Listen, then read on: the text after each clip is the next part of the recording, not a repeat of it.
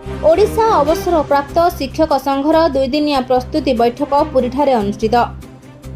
Chakratirtha road youth hostel परिसर में अवसरप्राप्त शिक्षक संघर राज्य साधारण संपादक विश्वनाथ बेहेरा अध्यक्षतार विभिन्न दाबी विषय मुख्यमंत्री मोहन चरण माझी दृष्टिगोचर करने निमंते राज्यर समस्त अवसरप्राप्त शिक्षक और शिक्षयित्री मानक नहीं एक स्वतंत्र प्रस्तुति बैठक अनुष्ठित हो जाइछि। विश्वनाथ बेहेरा राज्य अवसरप्राप्त शिक्षक संघर युग्म साधारण संपादक। आज्ञा जो 2 दिन कर्मशाला चलती विस्तृत विवरणी रखते कर्मशाला नुहे ये हूँ आमर कर्मशाला सह अवसरप्राप्त शिक्षक संघर वार्षिक सम्मिलनी।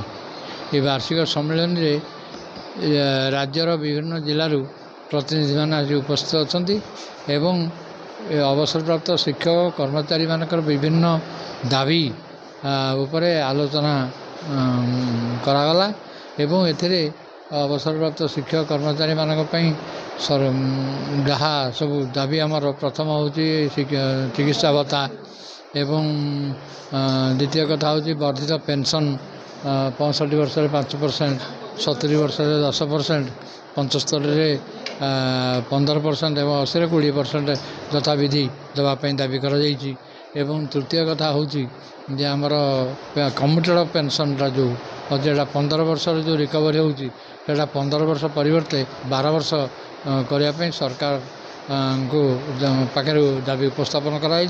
ये संक्रांत दाबीपत्र माननीय मुख्यमंत्री मोहन चरण माझी पाखे दि प्रदान कर तुरंत कार्यानुष्ठान ग्रहण करने आज सम्मेलन दाबी रखुच्छी। 24